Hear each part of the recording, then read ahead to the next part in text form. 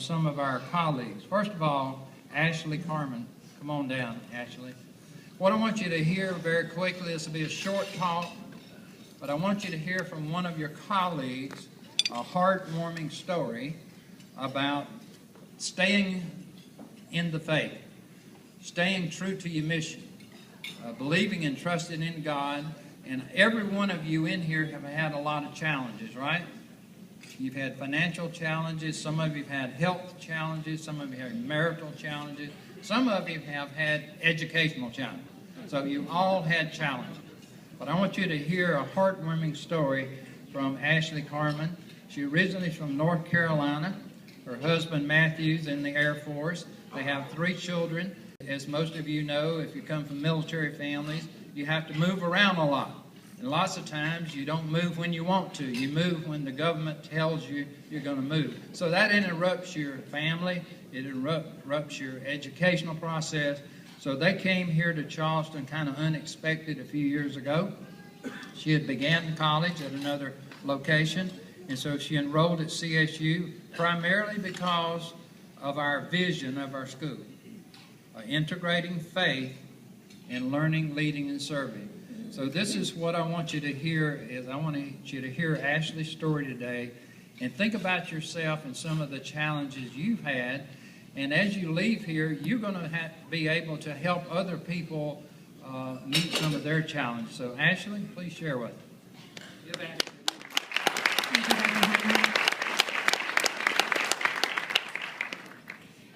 I've got to scram a big long story in just a few minutes, but I just pray that you would hear what happened, and those of you that were in my classes that saw me crippled over and not able to walk know what a testimony it is that I'm standing here today upright.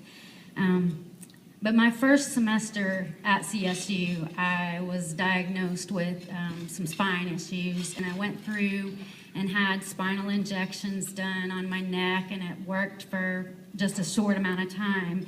But by my final semester this past fall, I could hardly walk. And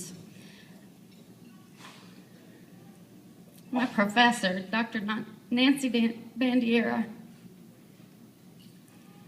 carried my yoke with me.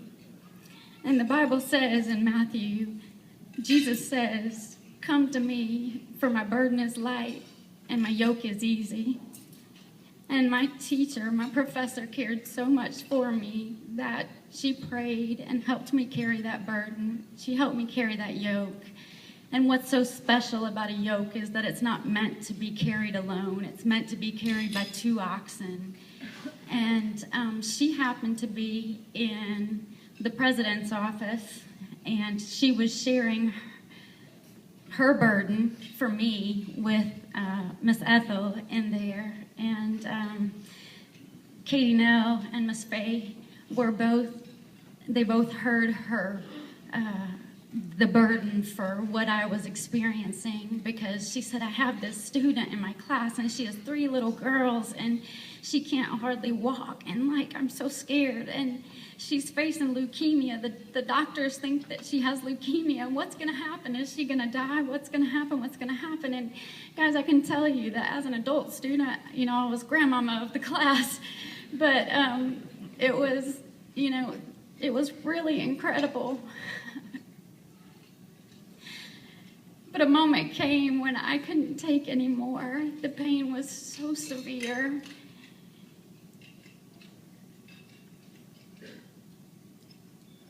And I decided that I didn't have anything left. I had no more fight.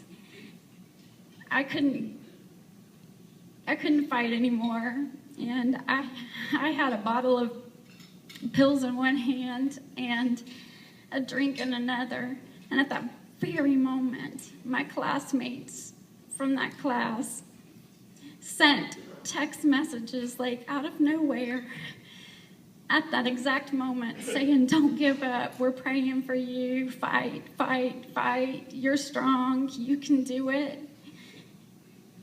And I realized at that moment that God cared about me enough that he chose to speak to me through those classmates.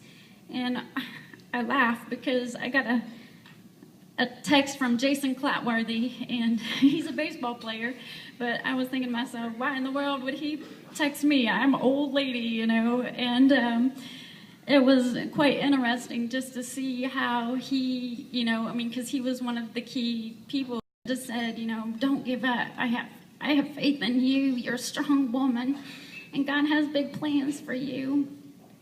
And so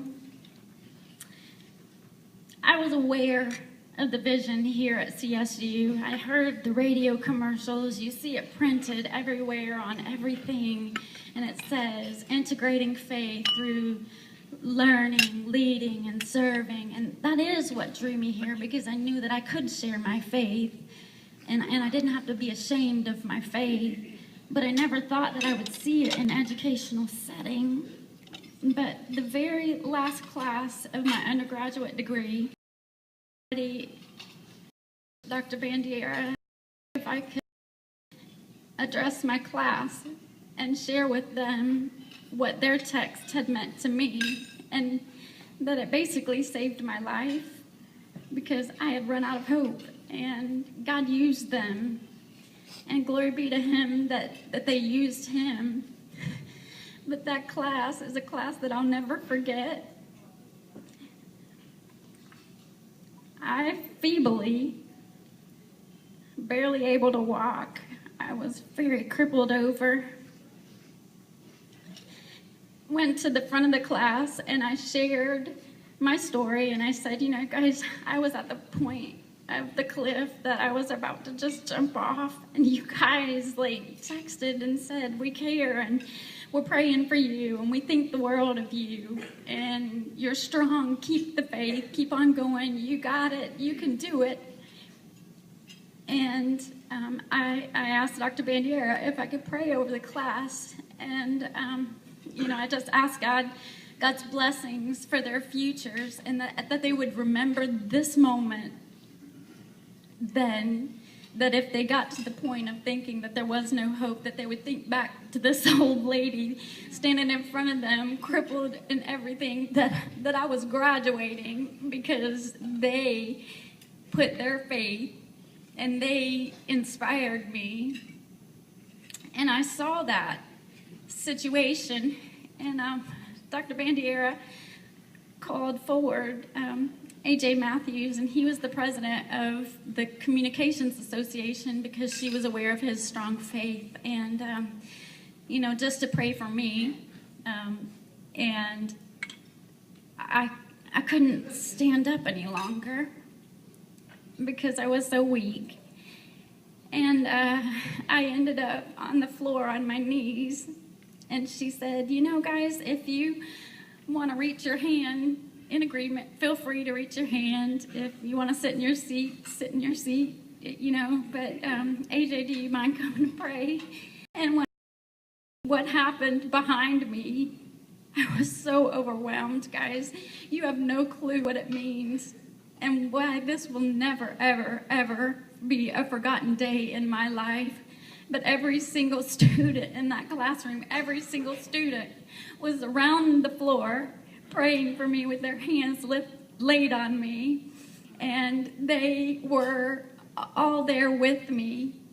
And that's the way I'm leaving Charleston Southern University. And so not only did I see it integrated in learning, because Dr. Bandiera, she carried that burden for me. She asked people to pray for me. She was so worried for me. She couldn't sleep for me. She really carried that burden.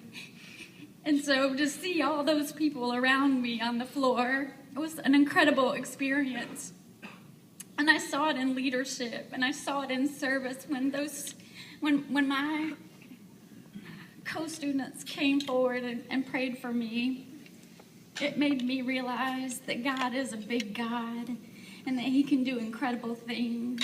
And I just ask that if you've never experienced Him, He really does have the best plan for you. And He will pull the most incredible, amazing things out of you if you let Him. The adverse times bring the jewels. because the outside of a pearl is a disgusting, ugly oyster. And inside is the most gorgeous pearl. And that's the way Christ looks at us. And kind of just to follow up, I'm 6 weeks post-surgery now.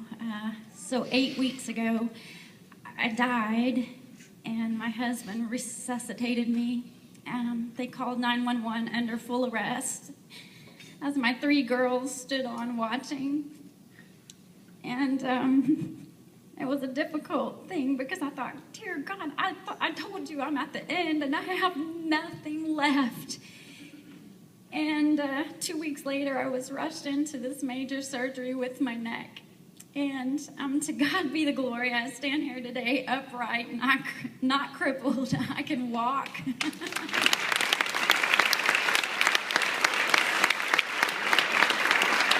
And I know it's because of the prayers of the people that heard about my story, that were praying for me here, even in the office of the president. They knew and they heard, and it made a difference. And I just thank you for taking the time to listen to my story, but that's my experience here at Charleston Southern University. And yes, we can cut up, and yes, we can learn, and yes, we can have things, but integrating faith and learning and leading and serving is what struck me. And it's what made a difference in my life. And seeing the people that have affected me and impacted me, I thank you so much. And Dr. Bandiera, I thank you for carrying that yoke with me. Thank you for your time.